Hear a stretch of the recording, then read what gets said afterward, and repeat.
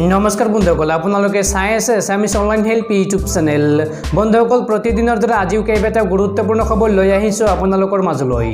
খুবেই এটা গুৰুত্বপূৰ্ণ ভিডিঅ', আপোনালোকে ভিডিঅ'টো শেষলৈ চাই থাকিব। বন্ধুসকল, প্ৰথম খবৰটিয়ে হৈছে সোণোৱাল মন্ত্ৰীসভাৰ কেবিনেট বৈঠক সম্পন্ন। বৈঠকত কেইবাটাও গুৰুত্বপূৰ্ণ সিদ্ধান্ত লয় ৰাজ্য চৰকাৰে। সোমবাৰে খানাপাৰাত থকা অসম এডমিনিষ্ট্ৰেটিভ ষ্টাফ কলেজত আবেলি 2 বজাত অনুষ্ঠিত হয় সৰ্বানন্দ সোণোৱাল মন্ত্ৰীসভাৰ এক গুৰুত্বপূৰ্ণ বৈঠক। এই বৈঠকত গ্ৰহণ কৰা সিদ্ধান্তসমূহৰ কথা জ্যেষ্ঠ মন্ত্ৰী চন্দ্ৰমোহন পাটোৱাৰীয়ে সংবাদ মাধ্যমৰ আগত জনায়।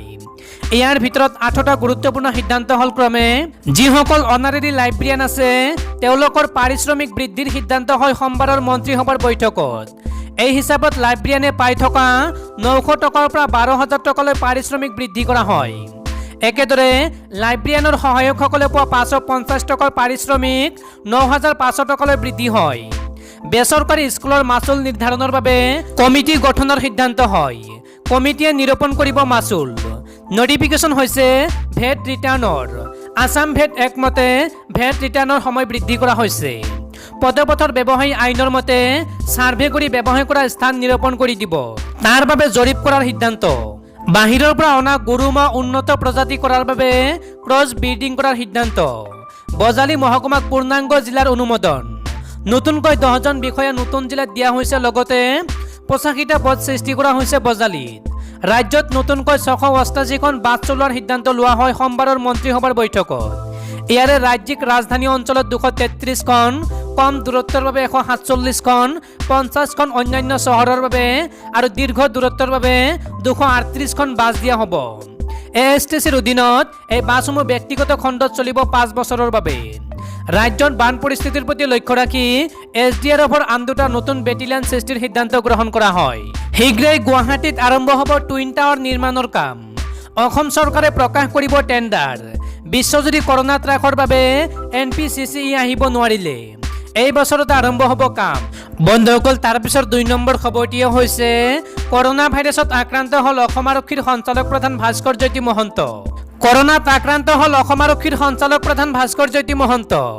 সোমবাৰে হোৱা ৰেপিড এণ্টিজেন টেষ্টত আৰক্ষী সঞ্চালক প্ৰধানগৰাকীৰ দেহত ধৰা পৰে কৰোনাৰ অৱস্থিতি। বৰ্তমান হোম আইচলেশ্যনত আছে ভাস্কৰ জ্যোতি মহন্ত।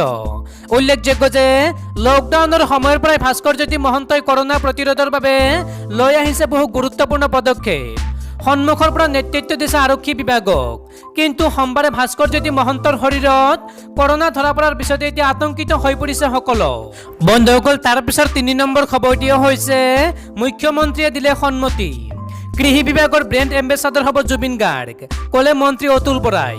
জুবিন গাৰ্গক লৈ ৰাজ্যত সৃষ্টি হৈছে এক নতুন বিতৰ্ক। কৃষি বিভাগৰ ব্ৰেণ্ড এম্বেচাডৰ হ'বলৈ জুবিন গাৰ্গে সন্মতি জনোৱাৰ পিছতে আৰম্ভ হৈছে এই বিতৰ্ক।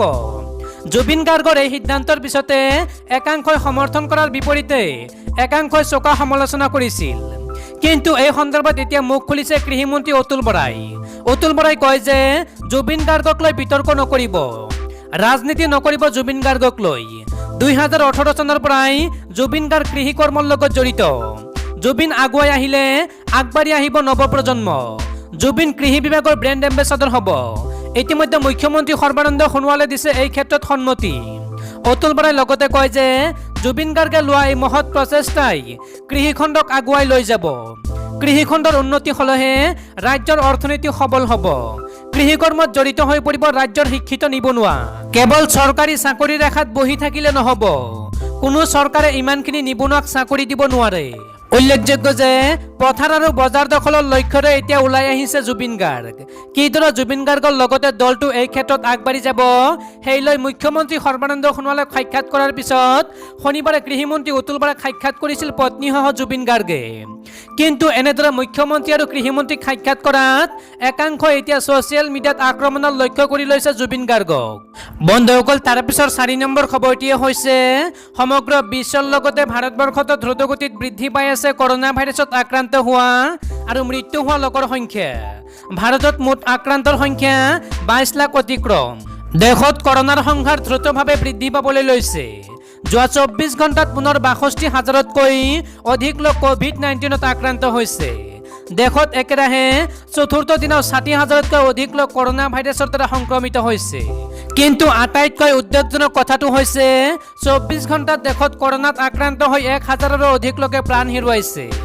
সোমবাৰে পুৱা কেন্দ্ৰীয় স্বাস্থ্য মন্ত্ৰালয়ে প্ৰকাশ কৰা তথ্য অনুসৰি যোৱা 24 ঘণ্টাত দেশত ৬২,০৬৪ জন লোক কৰোনা ভাইৰাছত আক্ৰান্ত হৈছে। সেইদৰে দেশত মুঠ কৰোনা আক্ৰান্তৰ সংখ্যাই 22 লাখৰ সীমা অতিক্ৰম কৰিছে। বৰ্তমান ভাৰতত কৰোনা সংক্ৰমণ বৃদ্ধিৰ গতি সৰ্বাধিক হৈ পৰিছে। বিগত 4 দিনত দেশত প্ৰায় 2.5 লাখ লোক কৰোনাত আক্ৰান্ত হৈছে। সেইদৰে মৃতকৰ সংখ্যাও বৃদ্ধি পাইছে। স্বাস্থ্য মন্ত্ৰালয়ৰ তথ্য অনুসৰি যোৱা 24 ঘণ্টাত দেশত 1007 জন লোকৰ কৰোনাত আক্ৰান্ত হোৱাৰ ফলত মৃত্যু ঘটিছে। সেইদৰে দেশত মুঠ মৃতকৰ সংখ্যা 44,386 জনলৈ বৃদ্ধি পাইছে। অৱশ্যে কৰোনা আক্ৰান্ত ৰোগীৰ আৰোগ্য হৈ উঠাৰ সংখ্যাই সামান্য সকাহ দিছে। এতিয়ালৈকে 15,35,744 জন কৰোনা ৰোগী আৰোগ্য লাভ কৰি ঘৰলৈ উভতিছে। বৰ্তমান 6,34,945 জন কৰোনা আক্ৰান্ত ৰোগী চিকিৎসাধীন হৈ আছে। বন্ধুসকল, তাৰ পিছৰ 5 নম্বৰ খবৰটিয়ে হৈছে জুবিন গাৰ্গক কৃষি বিভাগৰ ব্ৰেণ্ড এম্বেচাডৰ কৰাৰ ভেকু ভাওনা বন্ধ কৰিবলৈ কৃষিমন্ত্ৰীক দাবী কৃষক সংগঠনৰ। বিগত সময়ত আমাৰ কৃষকৰ হেজাৰ হেজাৰ গাহৰি সোৱাইন ফিভাৰত মৰাৰ পিছতো ক্ষতিপূৰণৰ নামত কোনো পদক্ষেপ গ্ৰহণ নকৰি কৃষিমন্ত্ৰী অতুল বৰাই কেৱল মাত্ৰ মিডিয়াৰ আগত ওলাই জুবিন গাৰ্গৰ দৰে এজন সংস্কৃতিবান লোকক কৃষি বিভাগৰ ব্ৰেণ্ড এম্বেচাডৰ কৰাৰ কোনো প্ৰয়োজন নাই। জুবিন গাৰ্গক কৃষি বিভাগৰ ব্ৰেণ্ড এম্বেচাডৰ কৰাৰ ভেকু ভাওনা বন্ধ কৰি আমাৰ কৃষি সম্পত্তিৰ উচিত ক্ষতিপূৰণ দিয়ক, অন্যথা কৃষিমন্ত্ৰী হিচাপে অতুল বৰাৰ বোকাখাতত থকাৰ কোনো যুক্তি নাই। সোমবাৰে বোকাখাতত আয়োজিত কৃষকৰ এক বিক্ষোভত এইদৰে কয় জীপাল কৃষক শ্ৰমিক সংঘৰ নেতা প্ৰণৱ দলৈ। সমগ্ৰ দেশৰ 258টা কৃষক সংগঠনৰ লগতে আজি নিখিল ভাৰত কৃষক সভা আৰু জীপাল কৃষক শ্ৰমিক সংঘৰ উদ্যোগত EIA 2020 আইন বাতিলৰ দাবীত বোকাখাতত বিক্ষোভ প্ৰদৰ্শন কৰি ভাৰতৰ ৰাষ্ট্ৰপতিলৈ স্মাৰক পত্ৰ প্ৰেৰণ কৰে। বন্ধুসকল, তাৰ পিছৰ 6 নম্বৰ খবৰটিয়ে হৈছে প্ৰাক্তন ৰাষ্ট্ৰপতি প্ৰণৱ মুখাৰ্জী COVID-19 পজিটিভ। উদ্বিগ্ন দেশৰ ৰাজনৈতিক মহল। দেশৰ প্ৰাক্তন ৰাষ্ট্ৰপতি প্ৰণৱ মুখাৰ্জীৰ শৰীৰত ধৰা পৰিছে COVID-19ৰ উপস্থিতি। এই কথা প্ৰাক্তন ৰাষ্ট্ৰপতিগৰাকীয়ে নিজৰ টুইটাৰ একাউণ্টত টুইট কৰি জনাইছে।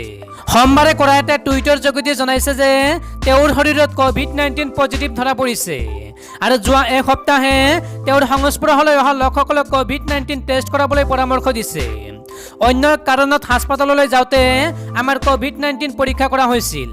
আজি ৰিপৰ্ট পজিটিভ আহিছে। আমি অনুৰোধ জনাইছো বিগত এসপ্তাহে যিসকল লোক আমাৰ সংস্পৰ্শলৈ আহিছিল তেওঁলোক পৃথকে থাকক আৰু এবাৰ COVID-19 টেষ্ট কৰাই লওক। এইদৰে টুইট কৰিছে প্ৰাক্তন ৰাষ্ট্ৰপতিগৰাকীয়ে। উল্লেখযোগ্য যে কিছু বছৰৰ পৰা প্ৰাক্তন ৰাষ্ট্ৰপতিগৰাকীয়ে হৃদযন্ত্ৰৰ অসুখত ভুগি আহিছে আৰু নিয়মিতভাৱে তেওঁক চিকিৎসকে পৰ্যবেক্ষণ কৰি আহিছে। সেই সংক্ৰান্তত চিকিৎসালয়লৈ যাওঁতে প্ৰাক্তন ৰাষ্ট্ৰপতিগৰাকীৰ COVID-19ৰ টেষ্ট কৰোৱা হৈছিল। এইফালে প্ৰাক্তন ৰাষ্ট্ৰপতি প্ৰণৱ মুখাৰ্জীৰ শৰীৰত COVID-19 ধৰা পৰাত দেশৰ ৰাজনৈতিক মহলত উদ্যোগে চানি ধৰা পৰিলক্ষিত হৈছে। বন্ধুসকল, তাৰ পিছৰ 7 নম্বৰ খবৰটিয়ে হৈছে বাগজানবাসীলৈ কিছু সকাহ। বাগজানৰ অগ্নিকাণ্ডত স্থাপন কৰা হ'ল ব্লু আউট প্ৰিভেণ্টাৰ। বাগজানবাসীলৈ কিছু সকাহ।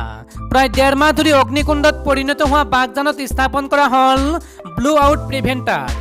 বৰ্তমানো বাগজানৰ উক্ত স্থানত জুই জ্বলি আছে যদিও জুই আৰু গেছ চাপ নিয়ন্ত্ৰণলৈ অনাৰ দিশে এখোজ আগুৱাইছে অইল ইণ্ডিয়া কৰ্তৃপক্ষ।